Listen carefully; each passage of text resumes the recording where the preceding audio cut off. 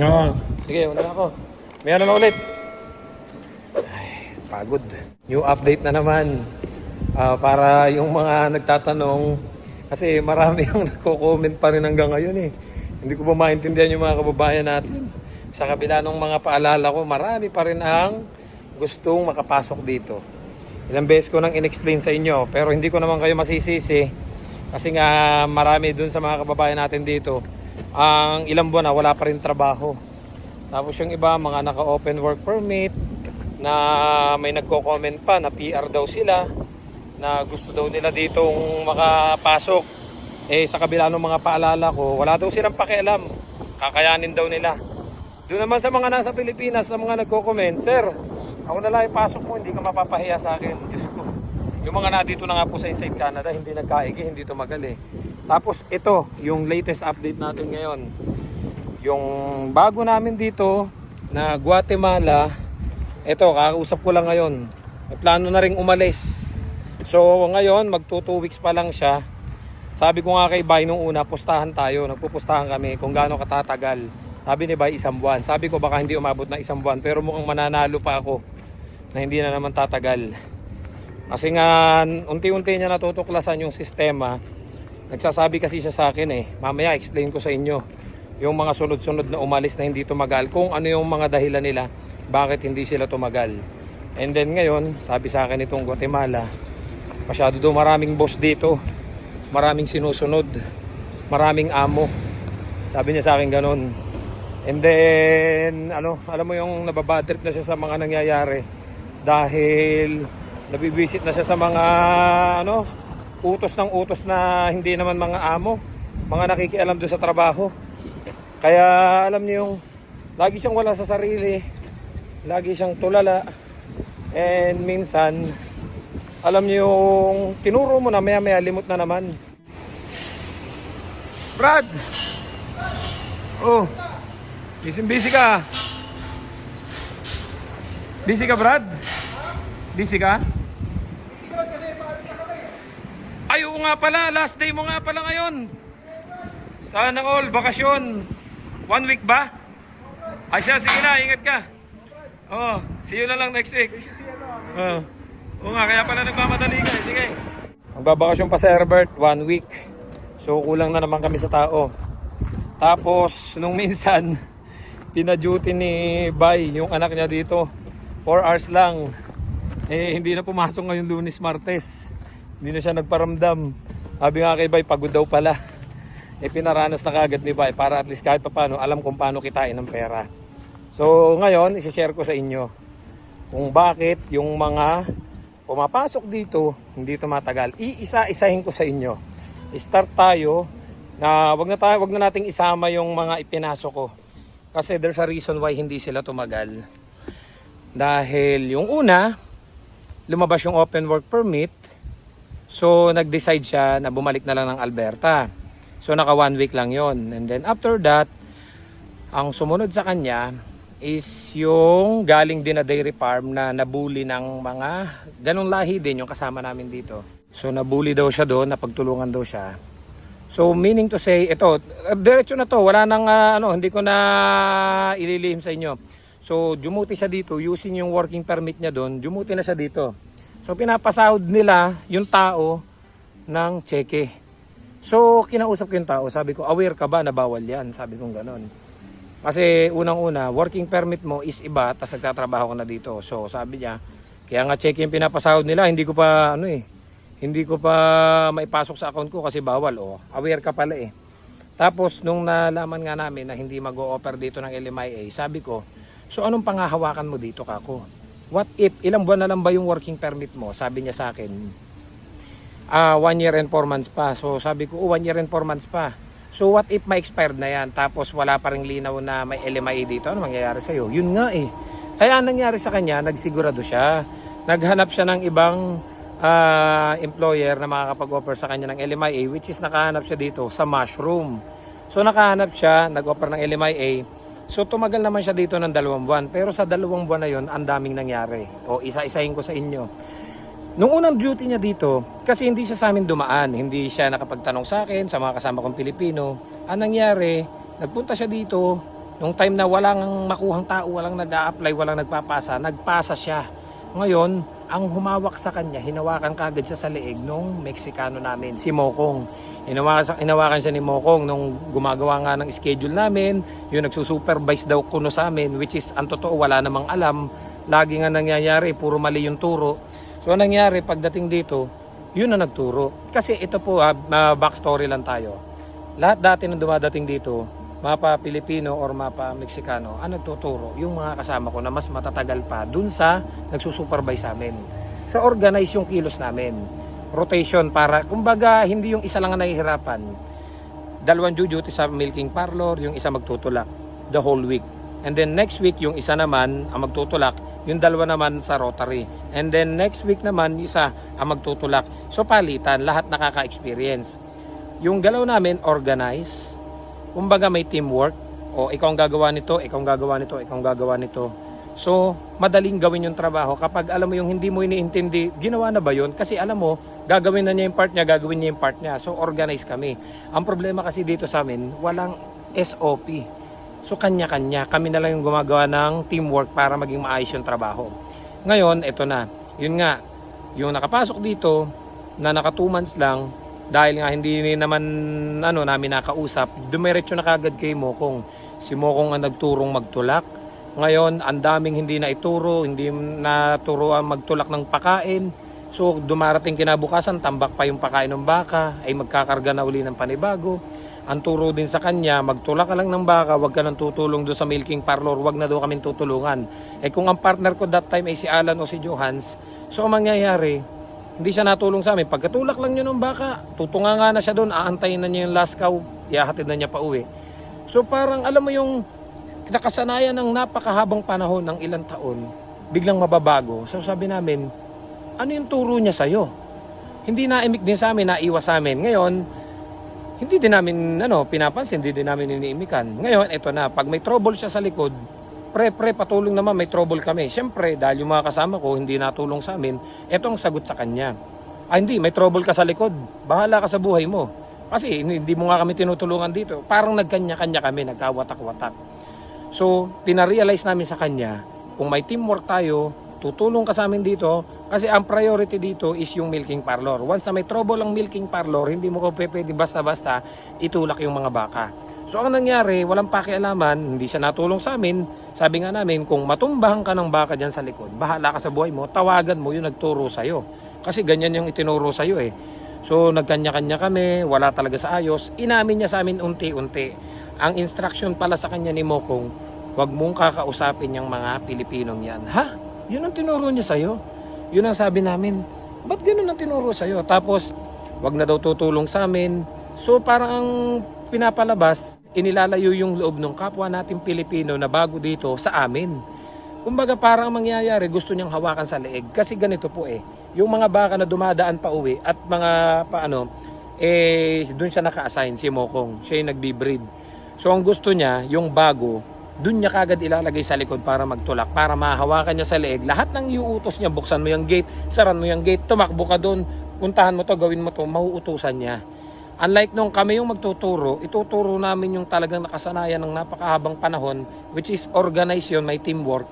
Ang nangyayari po kasi kay Mokong, yung trabaho niya, ipapasa niya sa iba. Even before, bago pa lang kami dito, winarningan na kami ng mga pinalitan namin, mag-iingat kayo dyan. Kabago-bago niya, napakapalautos. Kabago-bago niyan, ang tamad, trabaho niya, ipapasa niya sa iba. Ang pinangahawakan lang talaga is yung working experience niya na 20 years daw sa US. So, parang nangyari, yun yung pinangahawakan ni Amo na mas matagal ang experience ito. Kaya kami, mga wala experience nung na-hire kami dito, so yung trust ni Amo, mas trust sa kanya. Kaya nga lang, naban siya sa US. So hindi na siya makapasok sa US, hindi na siya makabalik. Before nung nakakausap ko pa siya, sabi ko sa kanya, what if ma-PR or ma-citizen ka dito? Wala na daw, talagang totally ban na siya, hindi na daw siya pwedeng pumasok ng US. And then take note guys, hindi pa po siya PR, hindi pa siya nakaka-apply ng permanent resident dito, hindi din siya makapasa ng IELTS or CELPIP. Pero gano'n na siyang umasta. Temporary workers din lang po yun dito na tinuruan ng mga Pilipino dahil dati sinaala nung tinuruan pa na dati yan, ang sagot daw sa kanila, paano ba yan? Hindi ko alam to, hindi ko alam to. Sila nagtuturo dyan, masunurin pa daw. Nang hanggang sa tumagal na ng tumagal, siya na nag-uuto, siya na yung, alam yung nagmamando sa mga tao. And to make the story short, hindi din kinaya ni Kabayan yung sistema dito dahil ang daming ang utos nito. Kumbaga, pinapalayo yung loob niya sa amin, wag daw. So, alam niyo yung minsan tutulong siya sa amin dahil gusto niya makisama sa amin.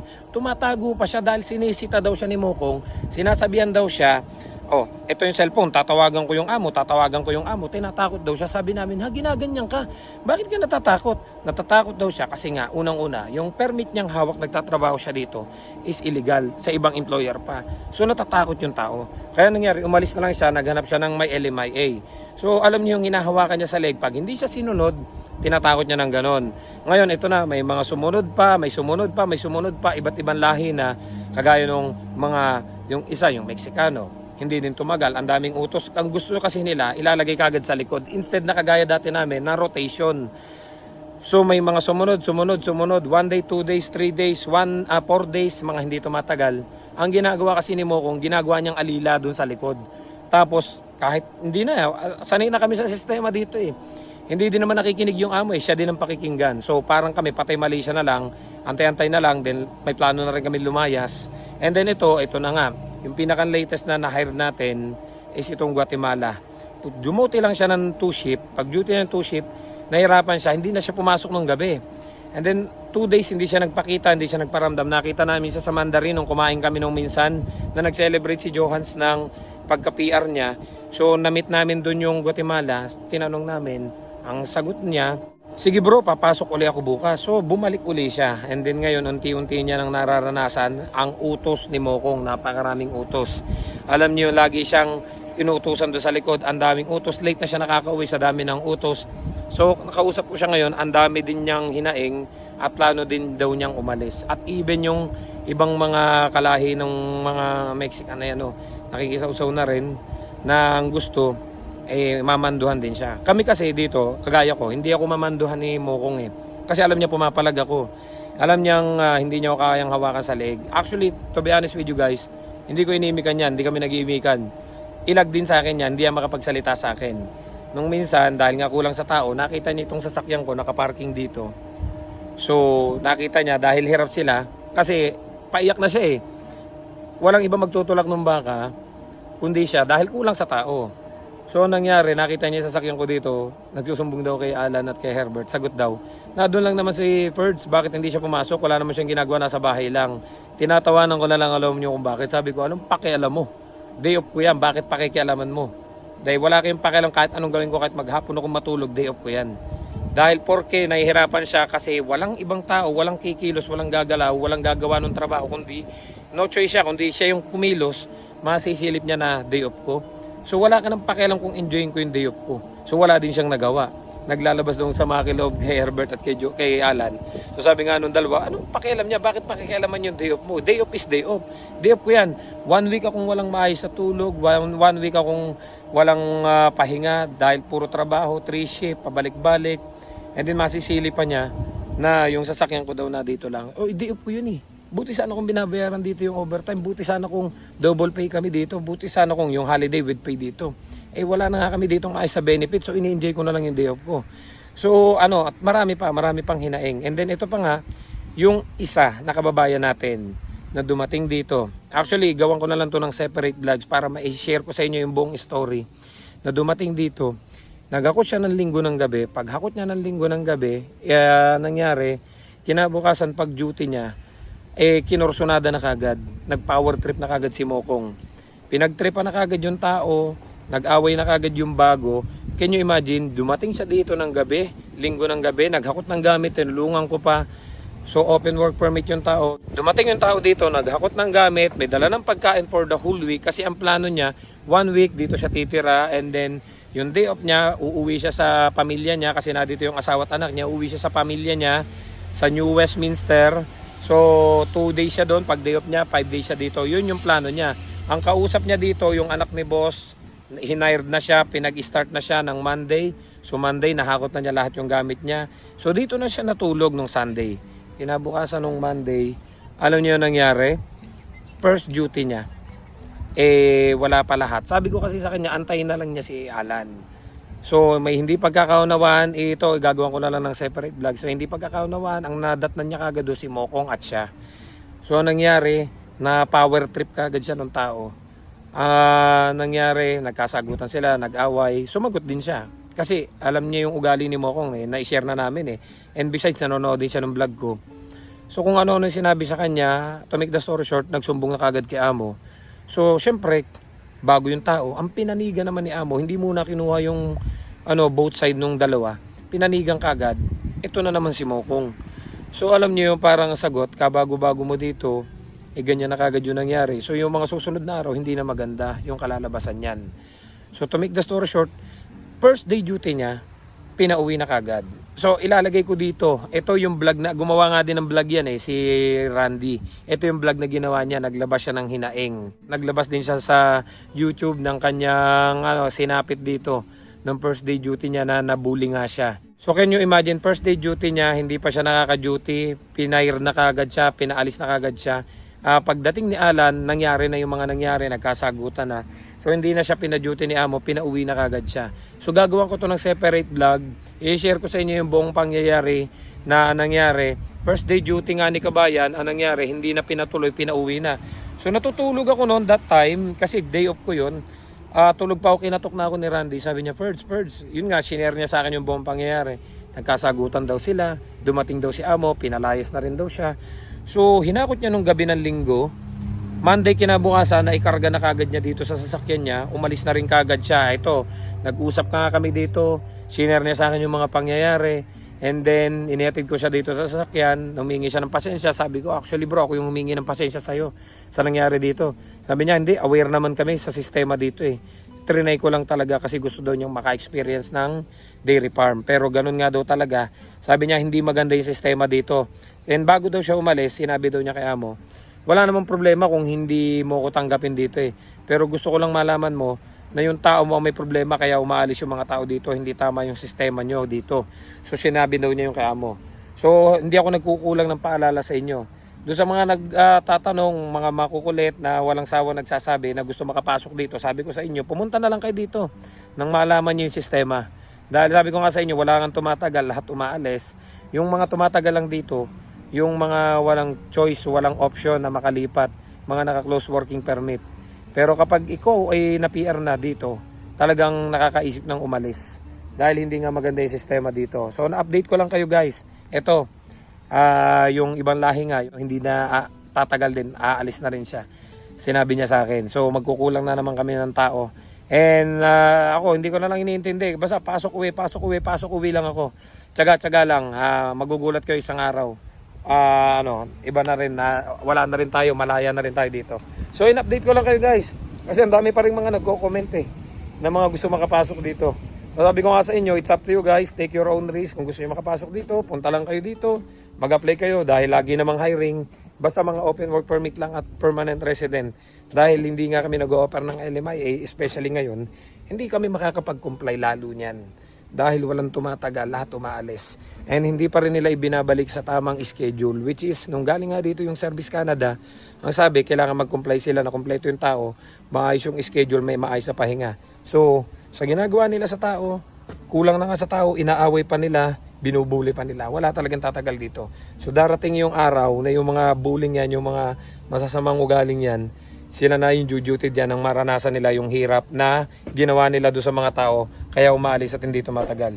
So don't forget to subscribe, like, and share this video para kayo paano updated kayo sa buhay namin dito sa Canada. See you guys sa next vlog. I love you all. God bless. Bye-bye.